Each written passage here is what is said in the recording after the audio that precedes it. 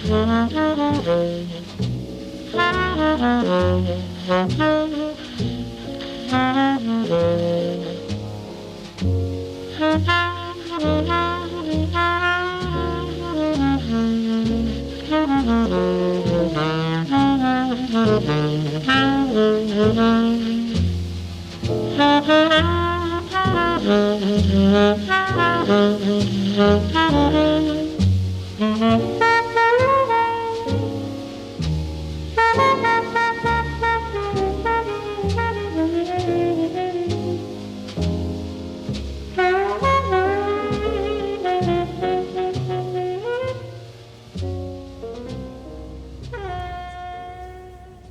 afternoon, everybody. Welcome, and thank you for gathering here as George's family and friends to celebrate his life, say goodbye to him, and return his body to the elements out of which all of us are created. George Galway really was a legend to thousands of students and their parents. Many parents heard about Mr. Galway and his lessons, the professionalism and also the humour. But beyond his career in teaching, there were the bands, like the Manchester Swing Band, there were the gigs and the concerts, there were the shows, including Fiddler on the Roof at the Palace. There were appearances with Ken Dodd, hugely admired by George. This time and place, of course, brings back the memories of Muriel's funeral ceremony a decade ago, and that was the only time I met George. So I didn't know him in the way that each one of you did. But I do know what he would say if he were standing here right now looking at you. He would say, "I never like crowds anyway." I'm grateful to Jeanne for that cracking one-liner, of which George had many that he would use when faced with small gigs. Jeanne told me a little bit about the ways in which George's life and hers touched, going all the way back to when the two of them trained together to be music teachers. But each one of you brings your own story of how your life's journey and George's were intertwined. So I'd like to invite Jimmy, Mr. Jimmy Cricket, to say a few words about George. Thank you, Jimmy. Thank you.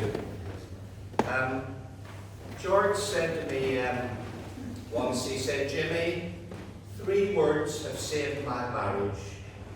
And I said, "What are they, George?" He said, "And got out." Well, of course, that belied what George really thought, because he loved his wife Muriel dearly, and his sons Martin and Brian. And I know that for a fact because I worked a charity show with him when Muriel had just taken ill, and he confided in me how concerned he was, and the look in his eyes showed the ocean-deep affection he had for Muriel. You know, we only got to look at YouTube to see how good George was, whether he played the saxophone, the flute, or the penny whistle. But as Hazel, the minister, said, he passed that knowledge and tuition. And I know for a fact I was on a cruise ship, the Aurora, and on the house orchestra was a flautist, a young lady, and she said, "Where are you from?" And I said, "Northern Ireland." She said, "The man who taught me to play that," she was magnificent, was George Galway. That was a legacy left as well. There were 2 very dear friends who loved George and couldn't make it today, and I'd just like to send a message from them. The first is Dusty Young. He was a singer and trombonist, and he played alongside George in show bands both in Ireland and over here. And he went on to forge a very successful career as a stand-up comedian. And Dusty says, "I came across from Ireland with George as part of the King's Show Band. We played extensively throughout the UK and remained close friends during the highs and lows of a touring band.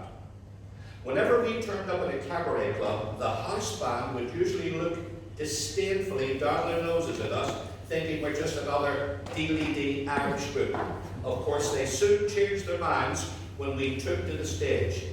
The Kings were a first-class outfit playing everything from country to pop to big band swing, with George at the forefront, playing sax and flute superbly in his inimitable style. We'd usually finish our act to rapturous applause. One night, after performance at the Townsman Club in Swansea, the saxophonist of the resident band knocked the dressing room door, and when George opened it, he said, "Man, that was amazing. How long have you been playing the sax?" And George glanced at his watch and said, "What time's it now?" That was George, an original, a one-off who left us everlasting memories of not only his musical virtuosity, but his terrific sense of fun. And the second person to send a message is Eric Deveraux, a very popular vocalist, entertainer, and compere on the Manchester cabaret scene in the 60s, 70s, and 80s. And Eric says, "I've known George as a dear friend for nearly 60 years, from the time he and his wife Muriel and two sons Martin and Brian and his mum and dad came over from Belfast to live in Manchester. When he came off the road after an illustrious career, first with the Witnesses and then the King Show Band, I was resident compere at the Earlham and Kennishead British Legion Club, which put on entertainment 4 nights a week in those days. I slipped a note through his door to say we'd love to have him in the resident band at the club, and when George said yes, within a few weeks, he'd won the hearts of the regulars." Now, this was during the 70s, and there was a popular TV talent show on at the time called New Faces. When the producers of the show came to the club to audition acts to go on it, they were so enthralled with George's playing, they booked him on the spot to appear on the show. And I vividly remember that Saturday night when he rang me at the club to say he'd won the show, which I in turn announced to the crowd. The emotion was palpable, and it's a phone call I will never forget. George was a great family man and a superb musician, with a wonderful sense of humour. He will be greatly missed by everyone who knew him. And I'd just like to finish, everybody. Mr. and Mrs. Galway, they were blessed to have 2 musical geniuses in the family. And in the mid-80s, I was fortunate enough to play the Royal Variety Show, and there was a hotel nearby where all the performers were there, so I stepped into the lift in the hotel, and there was Henry Mancini and James Galway. You're right, I was the only one on that lift I never heard of. And when we hit the ground floor, I went up to James and I said, "I know your brother George in Manchester." And James said, "You know, everybody says that. He was so popular." And everybody that did know George loved him. Thank you.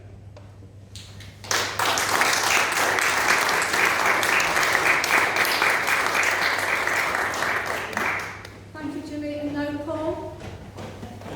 Thank you, Paul. Running this on? Yes. All right. On behalf of all the jazz musicians and audiences who have played and listened to George, and unusual talents, effortless swapping from sax to clarinet to flute to penny whistle and tongue-in-cheek vocals, he was unique, a one-off, never to be forgotten. His diary was always full. He played for the sheer love of entertaining, being with musicians and friends. One of George's sayings in most gigs when announcing a number was, "Tommy Carmichael wrote this shortly before he died," as he also wrote one of his other tunes before he died. Although we heard the gag many times, it still made everybody laugh.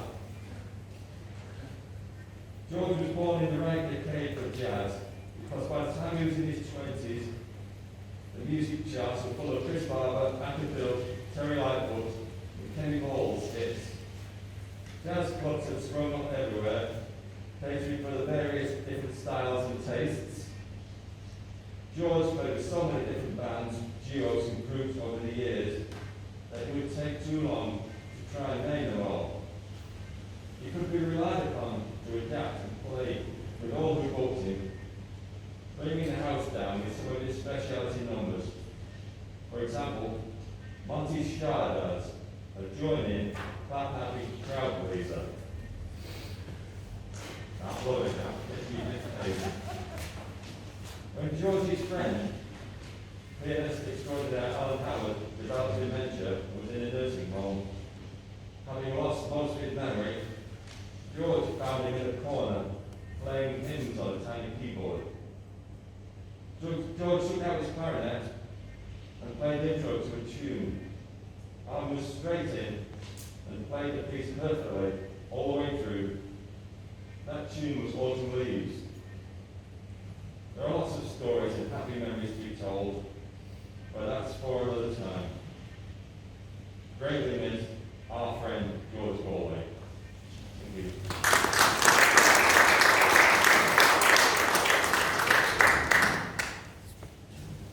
And Ian Coulson, who's, I believe, self-isolating at the moment, has known George for over 30 years when he, Ian, became head teacher at Wythenshawe in 1986. I have known George for over 30 years. He came into my school when I first became a head teacher in Wythenshawe in 1986.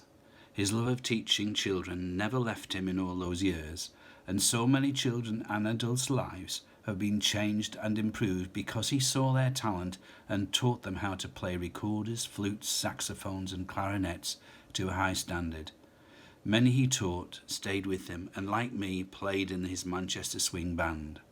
I will always be indebted to him for the 30 concerts he played at my schools, during which his solo performances kept the children and adults mesmerised to the point you could hear a pin drop playing Londonderry Air, followed by a standing ovation by 100 people in the audience that included children who were inspired to play like him.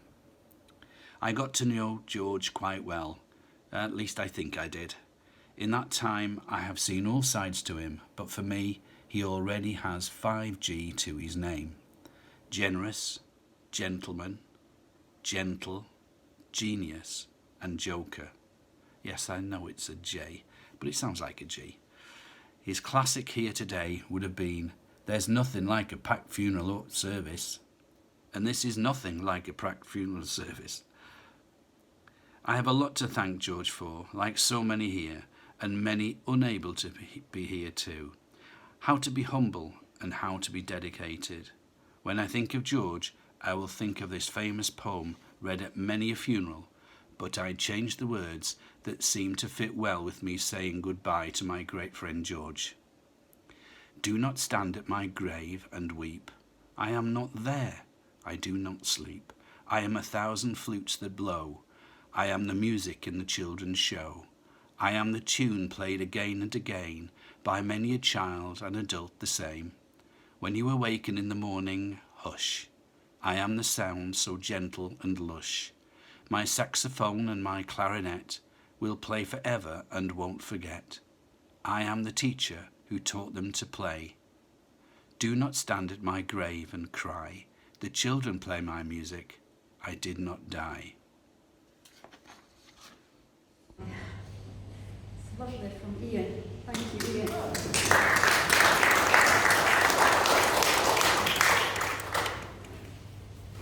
So, a moment now to reflect on the words that we've heard from Ian and Ginny and Paul, and also, of course, all your own memories of George, as we listen to this little piece of music.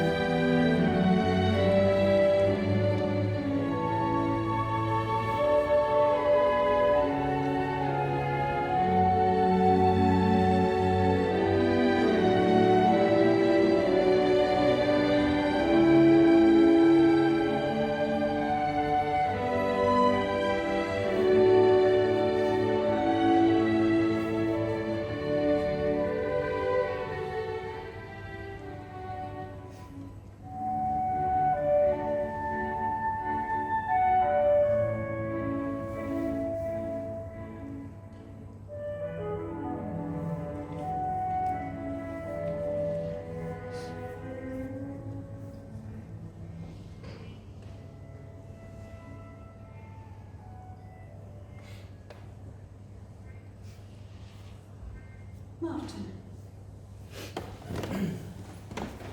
How can one keep a eulogy for George Galway to 3 minutes? I present here the tip of an iceberg. A large iceberg. Small man, but a large iceberg.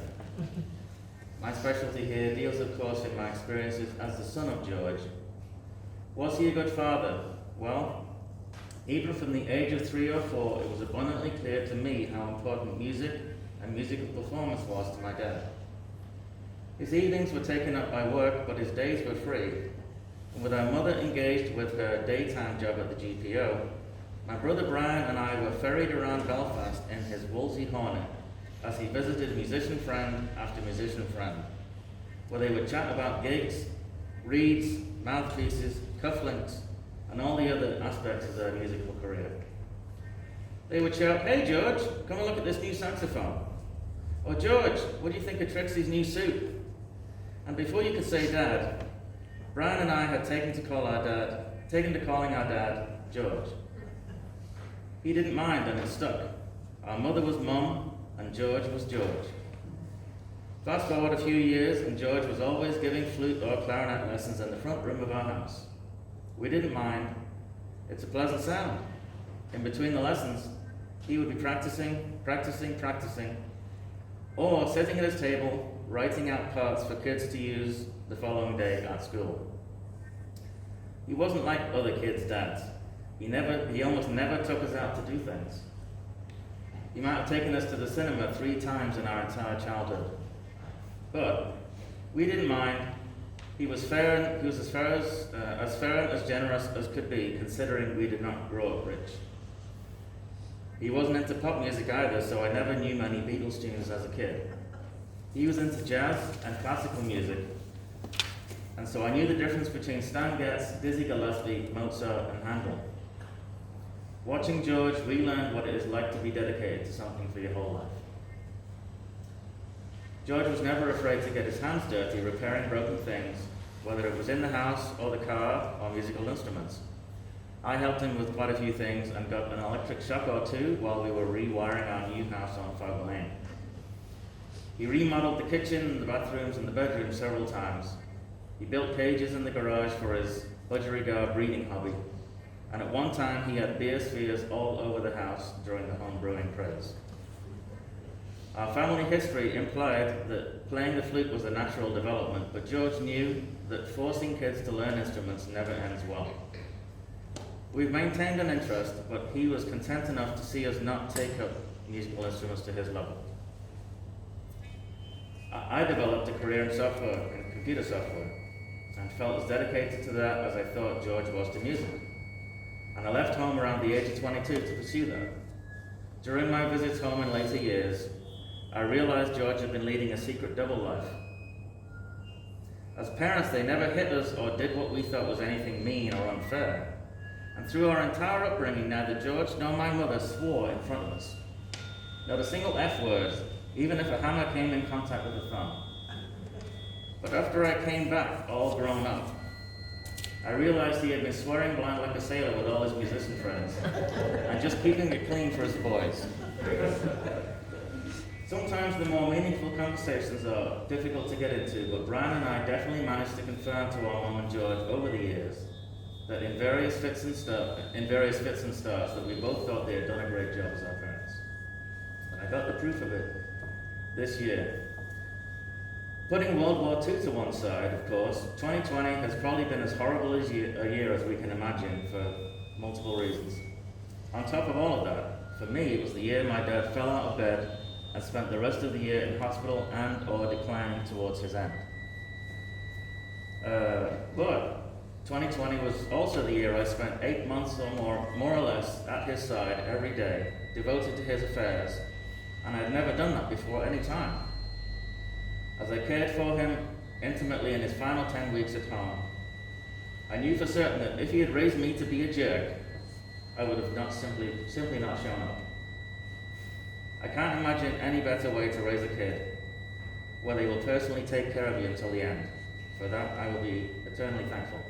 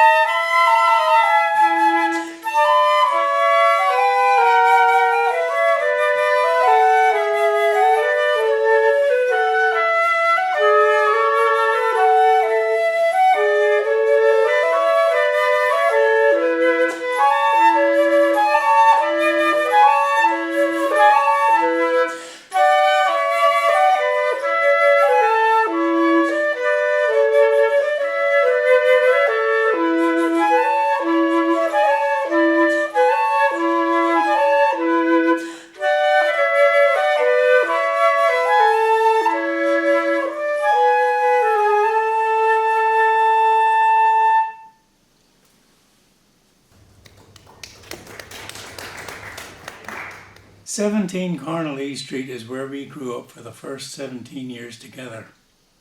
And we got into all sorts of things, especially George. He didn't want to go to school, so he was yelling that place down. And I didn't want to go to school unless I could wear my dad's best tie. So my mother got the best tie out, managed to get George into the class, and everything was okay. Because it was a church school, we had lessons in singing and religious instruction. And this religious instruction, they explained what a crucifixion was and all that sort of thing. And when we came home, George was telling my dad about this thing that we learned. And he said to my dad, and you know, if I'd been there with my toolkit, I could have got my pliers and pulled the nails out. Of course, this was typical George. And towards the end of this little school, we both got instruments. I got a flute and George got a clarinet.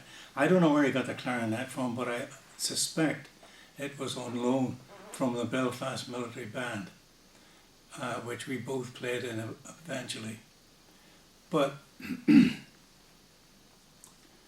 thing about George is he was supposed to have lessons with Douglas Dawn, who was the guy who he was responsible for music in schools in Northern Ireland, and he was a very good clarinet player. And my dad one day met him in a pub by accident, and they're chatting away, and Dougie was saying how good I was playing the flute, and my dad said, well, how's George getting on? And Dougie looked at him and said, George? Who's George?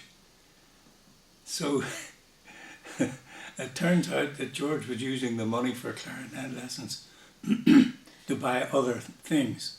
Don't ask me what. But he was very keen on fishing. We then transferred to Mount Collier Secondary Modern School, and that was just beside Alexandra Park, where there was a little stream full of fish.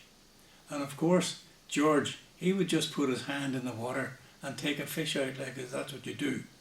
And I couldn't do it, and he was cracked up laughing because I just couldn't do it. And to this day, no matter what I use to fish with, fish see me coming and they don't do anything. But this was a great source of amusement with George.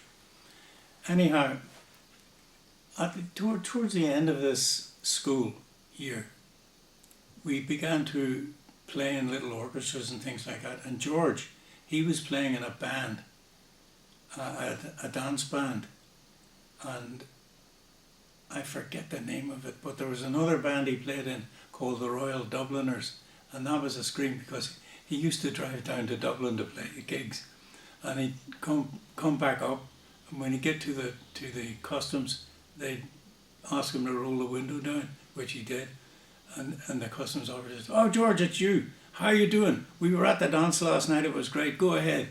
So George would go ahead with all the contraband that he bought in Dublin. And this went on every day. Every time he went over the border, he'd bring everything back. Anyhow, things hotted up in Northern Ireland, and George didn't want to stay living there, so he moved to Manchester. And while he was in Manchester, he started to teach in a school and teach the clarinet and the saxophone. He's a very good saxophone player and good clarinet player too. But it was there that I got to meet the boys, Martin and Brian, and also his dog Gus and his cat Clary. And Gus was a scream because George used to throw a slipper at Gus, and Gus would dodge it and then get it in his teeth and run around the house with George charging after him.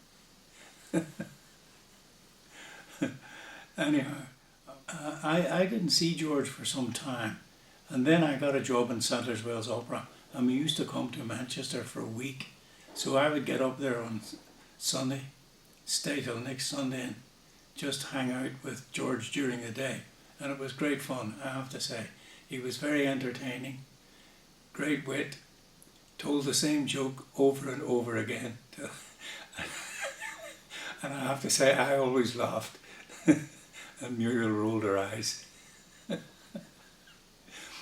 Well, I have to tell you one thing about George that really annoyed me. It didn't annoy me so much as amused me. Every time I got in a taxi, the taxi driver would turn to me at one point and say, "I know your brother George." Said we used to play in the same band. This went on all the time, and then I got the upper hand. I'd get in a taxi and say to the guy, "Do you know my brother George?" He said, "Oh yes, I played in a band with him." And one day I got in a taxi driver. I asked the taxi driver, "Do you know my brother George?" And he said, "No." And I wondered where this taxi driver had been living. Anyhow, that's how we spent our time. And I was very sorry to see him go, and I'm sure you all are as well. And I would like to play one of George's favourite tunes.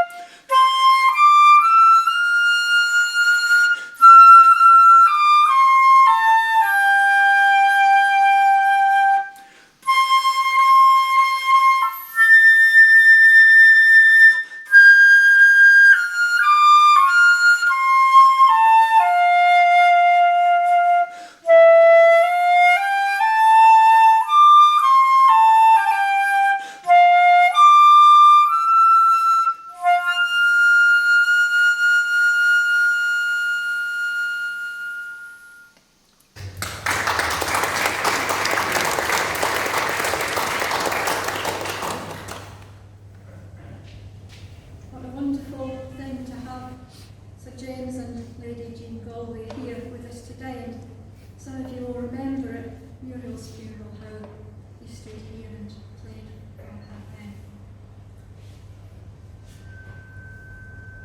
And this little reading by Henry Scott Holland comes from her funeral service as well. Death is nothing at all.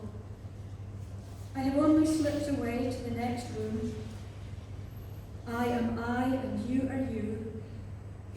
Whatever we were to each other, that we are still. Call me by my old familiar name. Speak to me in the easy way which you always used. Put no difference into your tone. Wear no forced air of solemnity or sorrow. Laugh as we always laughed at the little jokes we enjoyed together. Play, Smile, think of me, pray for me. Let my name be ever the household word that it always was. Let it be spoken without effect, without the trace of a shadow on it. Life means all that it ever meant. It is the same that it ever was. There is absolute, unbroken continuity. Why should I be out of mind because I'm out of sight? I am but waiting for you, for an interval, somewhere very near, just around the corner. All is well.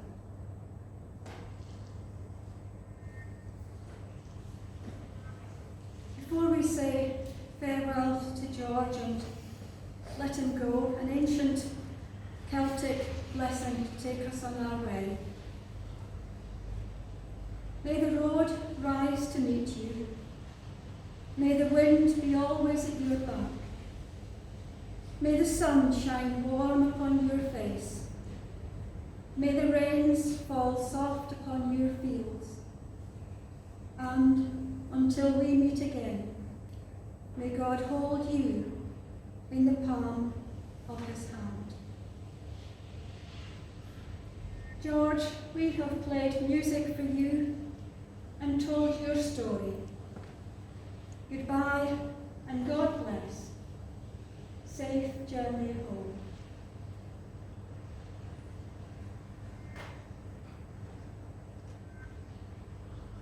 We come now towards the conclusion of this little ceremony with some words of farewell to George.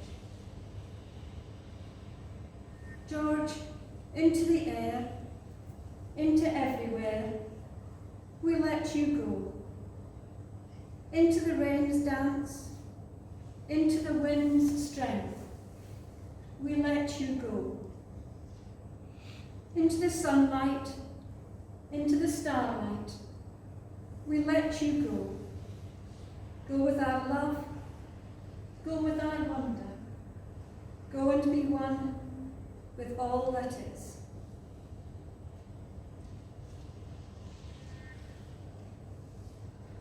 As George might say, there's another piece of music. It was composed by Berney and Pinkard, and they wrote it before they died.